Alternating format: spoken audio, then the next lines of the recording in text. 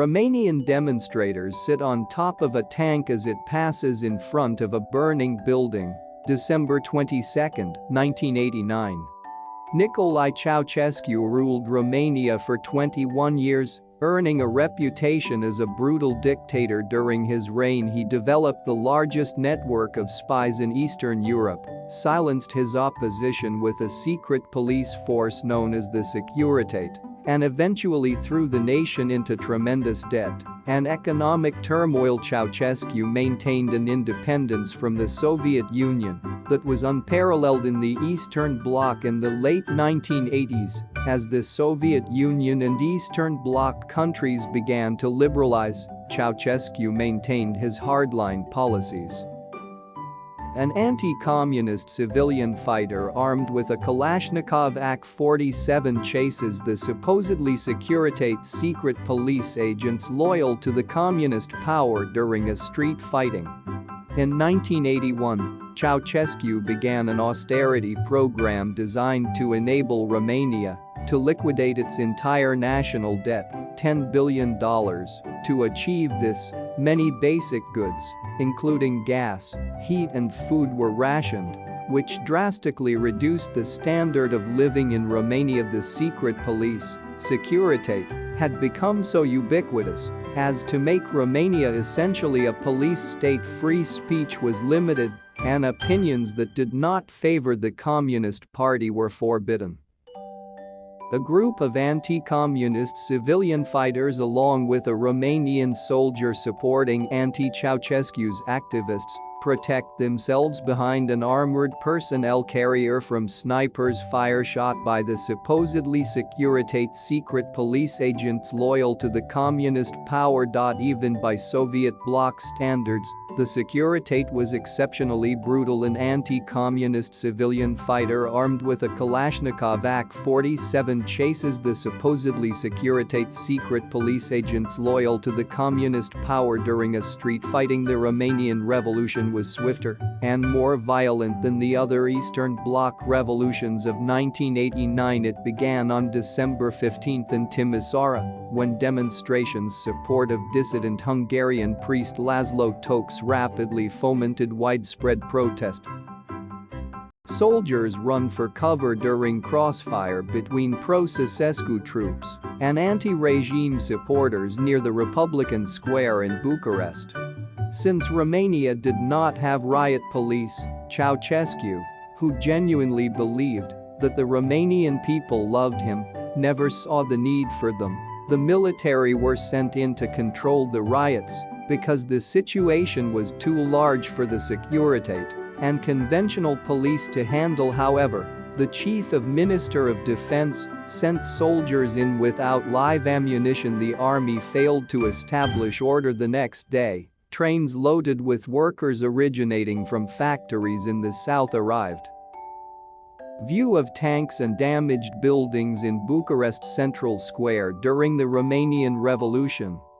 The regime was attempting to use them to repress the mass protests, but after a brief encounter they ended up joining the protests. One worker explained, "Yesterday, our factory boss and a party official rounded us up in the yard, handed us wooden clubs, and told us that Hungarians and hooligans were devastating Timisoara, and that it is our duty to go there and help crush the riots, but I realized that wasn't the truth." On the morning of 21 December, Ceausescu addressed an assembly of approximately 100,000 people to condemn the uprising in Timisoara.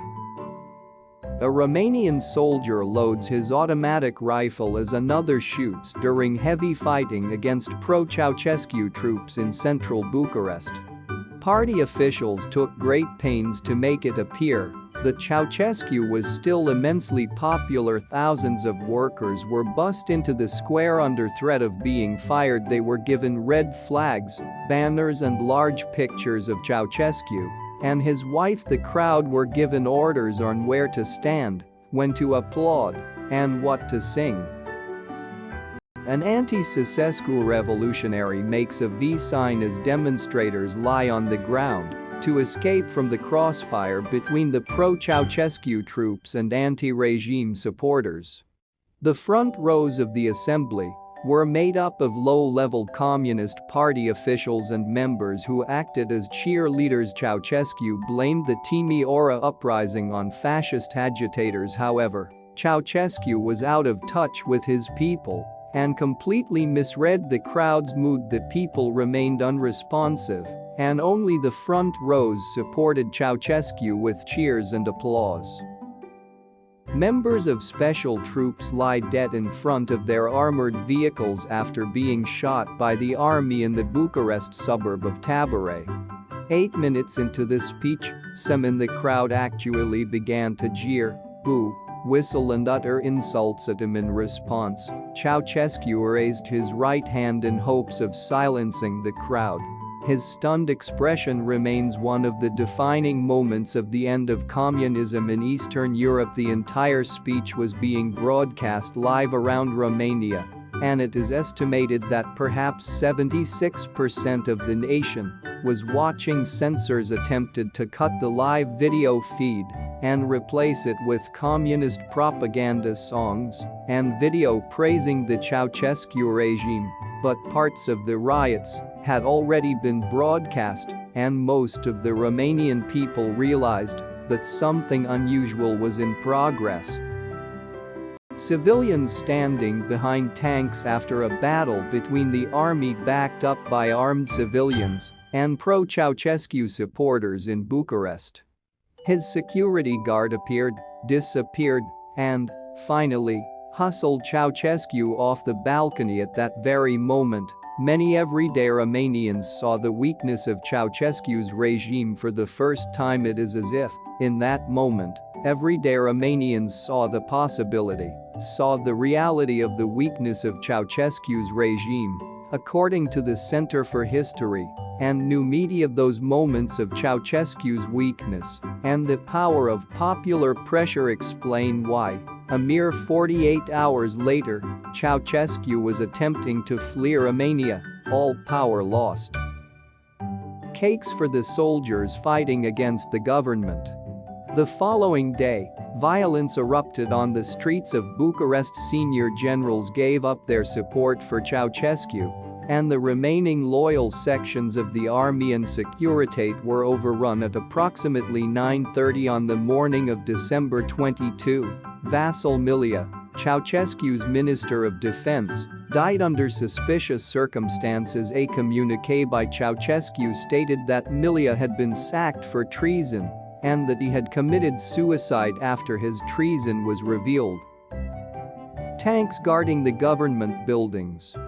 The most widespread opinion at the time was that Milea hesitated to follow Ceausescu's orders to fire on the demonstrators, even though tanks had been dispatched to downtown Bucharest. That morning, Milea was already in severe disfavor with Ceausescu for initially sending soldiers to Timișoara without live ammunition. The rank-and-file soldiers believed that Milea had actually been murdered and went over virtually en masse to the revolution. The senior commanders wrote off Ceausescu as a lost cause and made no effort to keep their men loyal to the regime.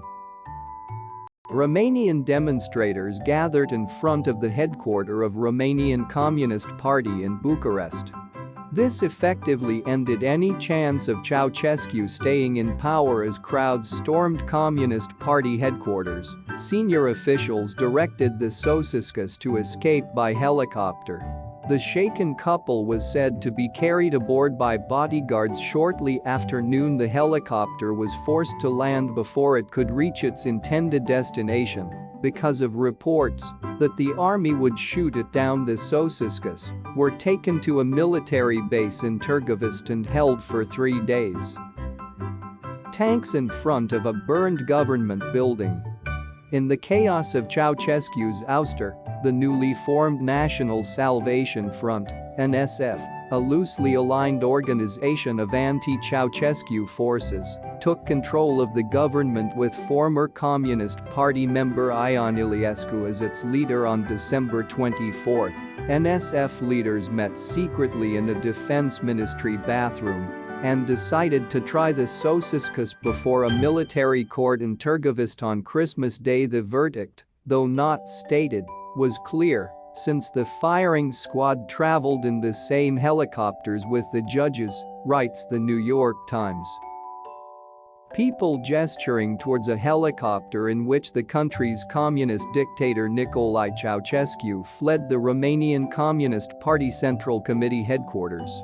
After just a one-hour trial, with Iliescu present, the Ceausescus were found guilty of genocide and other crimes and sentenced to death. They were placed against a wall and, before they could be blindfolded, shot multiple times by 3 soldiers. Others present would fire shots at the couple after the execution. They said they wanted to die together, so we lined them up, took 6 paces back and simply opened fire, described Octavian Gheorghiu, a member of the firing squad. The Ceausescus were placed against a wall and, before they could be blindfolded, shot multiple times by 3 soldiers. No one ordered us to start, we were just told to get it over with the next day. The NSF released video of the trial and pictures of the Ceausescus' dead bodies that same day. The lingering violence in Bucharest came to an end. Interesting facts, photo credit, Reuters. Getty Images. Denel Paris, 1989. Libertate Romania. A young man waves a Romanian flag with the communist symbol cut out over Bucharest's Republic Square on 26 December 1989, the day after Ceausescu was shot.